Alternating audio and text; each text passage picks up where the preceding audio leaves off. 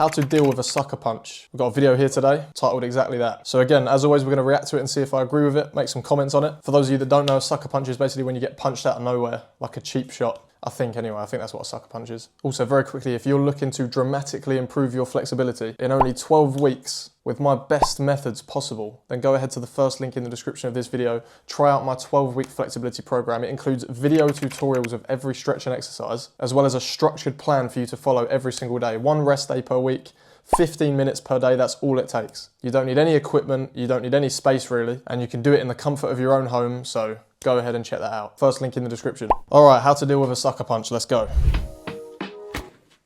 There we go. You know how to deal with a sucker punch? Also, shout out Kevin Goat Self-Defense for the video. Right, it's the same idea I try and teach a lot of my students is I love listening to music, but if I'm outside listening to music, I only have one earbud in. Putting 2 in prevents me from hearing a lot of, well, possibly any attacks from happening, but even cars on the road, right? So being able to prevent something, that's situational awareness. And the more aware you are of your surroundings or your situation, it's gonna give you a better chance of preventing that sucker punch from happening. Yeah, that's facts. I agree with that. I rarely would walk around outside with like 2 headphones, two AirPods in or headphones on. I feel like the only time I'll do that is if I'm on a run, because then in my head I'm already running. So if anyone's trying to attack me, I'm already running, so I'm like already going pretty fast. So that I will have 2 headphones on for that. But other than that, I would agree with this, especially at night. I wouldn't really walk around with like both headphones in. I don't really wear headphones anyway, but that's good advice. I mean that it's not going to happen. So in the video you've seen, I just kind of clocked them. So worst case, or I guess second best worst case, because worst case is getting hit. Next thing is trying to control where that hit is coming. Hits on the side of your face, in your mandible, in your jaw, or in the temple, or the ear. All of those are going to be incredibly painful. So it's going to feel counterintuitive, but we actually want to turn and face our attacker. So if you turn and face and the punch that's going to take a lot of getting used to. Tuck the chin in as much as you can so that you're not taking damage to your nose, but at least you're alleviating the damage to the sides of the face. Okay, I see what you're saying there. He did just turn and headbutt a punch though.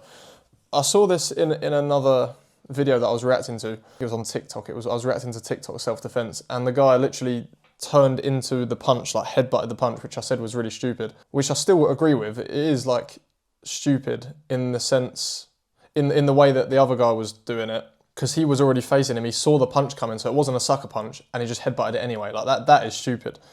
I see what this guy's saying here, but if you've seen the punch, like if you've seen the punch coming with enough timing to turn your head, then it's like you could also probably turn your head the other way and get out of the way of it. Do you see what I mean? So I know what I'm trying to say, but what I'm trying to say is if you've got enough time to turn your head into the punch, then you've got enough time to get out of the way of it. So I don't really see why you'd headbutt the punch. Taking the hit off the top of the head itself, right where the hairline meets your face or your forehead. When I trained police officers, he told me that he shot a subject with a 9mm. It actually entered through the skull and the skin, but it didn't penetrate the skull. It wrapped around and the bullet actually exited out the rear. True or not, I don't know, but I know I've hit dudes in the forehead before and it hurts your hand quite a bit. So with that being said, if bro just said someone got shot in the head and it bent round his skull. Top 10 things that didn't happen. I can tuck this down, and again, my chin's tucked in, maybe there's a better chance of me taking less damage. That's all we're trying to do, is just prevent big shots from happening. Yeah, I see what you're so I saying. don't end up on the ground and in an even worse situation. Let's go one step. Yeah, I definitely see what you're saying in terms of like that's the best place to get hit if you're going to get hit in the face. But again, I can't really get past the fact that if you've seen it coming enough to turn your head into it, you could just get out of the way of it. That's what I'm saying here. That better. We turn and we face, and now my hands are reacting. What's kind of natural for our body is the turtle position, where I shrug my shoulders as high as I can, I tuck my head down, and I try and save myself. This is kind of built into us, and we see it in boxing quite a bit, where the shoulder actually protects that chin. But if you're fast enough, or if you have training where your hands are used to being up by your face, or even up high, it's just gonna give you a better chance of, again, taking the least amount of damage. The wing cover I teach is a touch different because I like to protect my occipital. I don't know the angle that's gonna be coming in on the punch. So I take my hand and I control where that is. So the occipital, right where your skull ends and where your spine comes in, there's a point right there that If hit hard enough and at the right angle, you could actually die. So I don't doubt that. But the thing is, if someone's going to punch you there, you're definitely not seeing it coming because they're obviously behind you. It's a hard one, really. It's a hard video to tackle because obviously I know that a sucker punch, the whole point of a sucker punch is that you didn't really see it coming. But then at the same time, I feel like this video of how to deal with a sucker punch should have been more of what he said at the beginning, how to prevent it happening by, you know, not wearing 2 headphones out when you're like walking around on your own, you know, always like keeping your head up, like, you know, just looking where you're going, just, you know, checking your surroundings. That is what I would say this video should be about, is like how to actually prevent it from happening. Because when a sucker punch actually happens, especially like he's saying in the back of the head, you're never going to get your hand up to the back of your head fast enough if you haven't even seen him come in. So I'd rather have my hand in front of that, break my fingers if they smashed it, then obviously end up on the ground. So while I'm doing that, that's in here. I'm gonna suck in everything nice and tight. I'm gonna try, and if I had both hands, touch my elbows. Okay, I'll take that back, because what he was saying was after you've already been punched, then you protect it. So I'll see what he's saying. I'll take that back then. He wasn't saying predict it. The goal of this is still to control the center line as much as I can while I have my wing cover up. I'm squeezing all this in tight. Here, we don't want to have space that a punch can get through, right? So a lot of my students, they do this because they're too high with it, suck this in.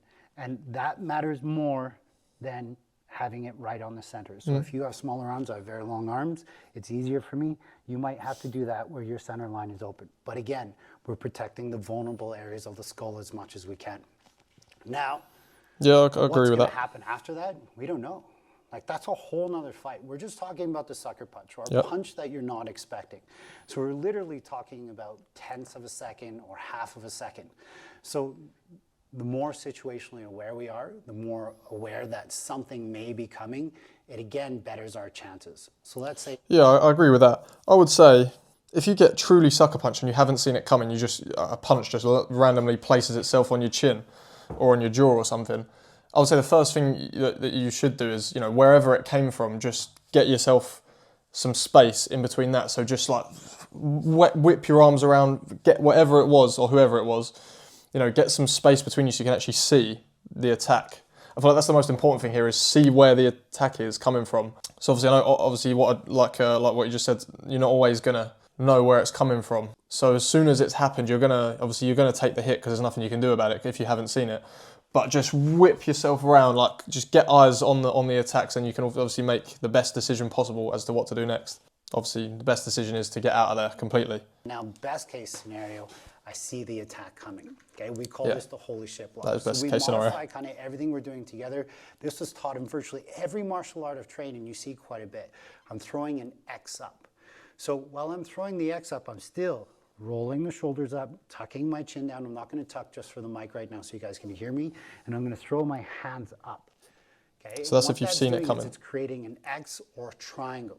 Okay. In Wing Chun Kung Fu, we understand that when we put a wedge out there, we control the center line, and then things will deflect off of that center line. When I put my arms either right over left or left. So is that how he's saying to defend the punch? Is to just like put your arms up like that, or an X? I mean, in my opinion, if you've seen it coming, just put your hands up and get out of the way, basically. You know, I mean, what he's saying there is put his head down. Like you've stopped yourself from seeing it. Like what I would personally do in that situation is just, you know, obviously dodge it, but get protection up, like hands up, and just move. Just get yourself out of the way of that punch. You don't, you know, it's just my opinion. To the right into that position, we can see that triangle that's been created. Now there's almost this like catching space. I don't even care about catching it. Again, that's I mean, you're never going to catch it, let's be honest. Scenario. Right now, we're just trying to maintain or get contact with where that attack is. So as Eric comes at me, I just throw my hands up. I just put them forward. I'm tucking that chin down. In this case here, my right hand and right leg are forward. My right hand. If you do this technique, you put your head down, you put your arms up, you might have blocked the first punch, but look how open his body is now. I mean, I know everyone on the street is not going to, you know, be a tactical professional boxer or anything, but, you know, I feel like anyone could see how open his body is. Send it, because once you've put your head down, you then can't see what's coming next. So you've put your head down, you've blocked the first one, but then, oh no, what's coming now? He's not just going to stop, he's going to pummel your body if it's left open. Low. So now I bring in a little bit of my trapping skills. I'm going to roll and turn this over, okay?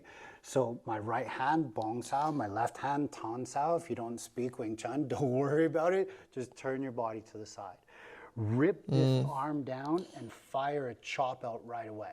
Okay, this could be a back fist, could be a hammer fist. I like all that stuff in like Wing Chun. The quickness of the hands, like you redirect and then you send out an attack straight away. I like all that. I just don't know how much you would use this if you actually got in a situation. Like, in my opinion, I can't speak for him, so I could be wrong here, but I'm not overly convinced that he would maybe do this if this situation happened. I think he would just dodge and get, like, he wouldn't.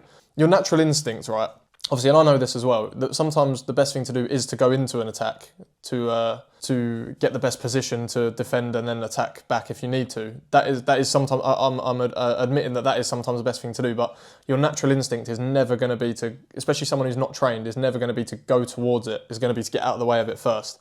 When someone pretends to punch you, like that, your natural instinct isn't like that. You don't flinch into it. You go like that. You flinch away from it. Because that's what you're naturally going to do, especially if it's a sucker punch. It's come out of nowhere. You're not going to naturally move towards it. Say if his hand is where it is right now, if I hit and I hit his face, then it gives me a chance to hit again.